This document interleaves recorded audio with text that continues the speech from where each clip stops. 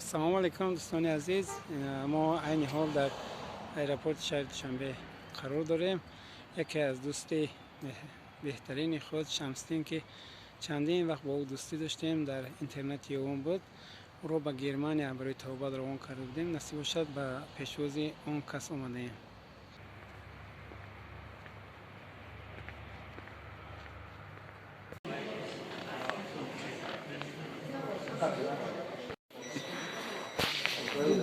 سبزی چه؟ سبزی همه خوب همه چی؟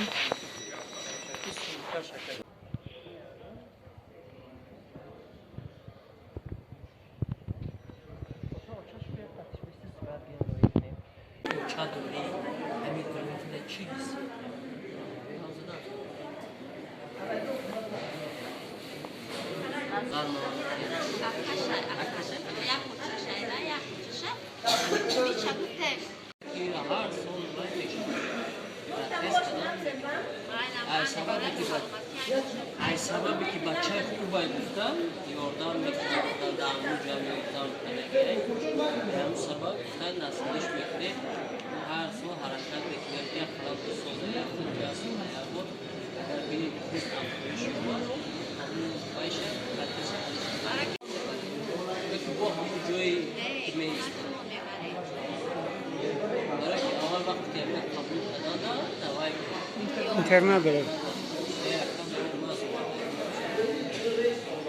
یک ساعت همین کودک قبول کردگی برای همین تقدیر همین روان نصیب کرده نمیشد در اونجا یک ساعت استادم مایلی هم دیدم یک دیولا هم استودن جدد کردن با یک ساعت کنسیلم گذراندن همین اکر بسیاری بند دارد او بیشود است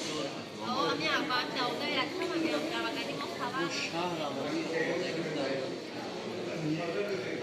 داکومنتش هم اینو تایید کرده همون زمانه گرفتگی نگیرفت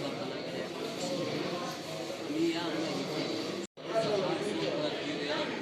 یک گل نشان کرد در وقتی که مثلا چی مشکلی میشه در دین از بردن توی رو نسید اومای کاری خودش داشت دوباره لیکن یاردم میکنه بکنه اگر یک کم تنگو خیلی کم کنه بعد کم کن هر کس تنگو نمیکنه کاری خودش ختم کنه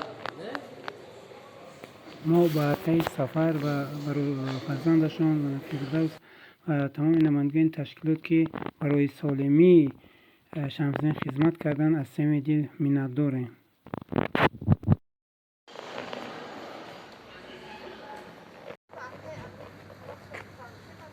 شمسدین را ما در ایرپورت داشتیم با پای خودش شبکه راه می‌بریم.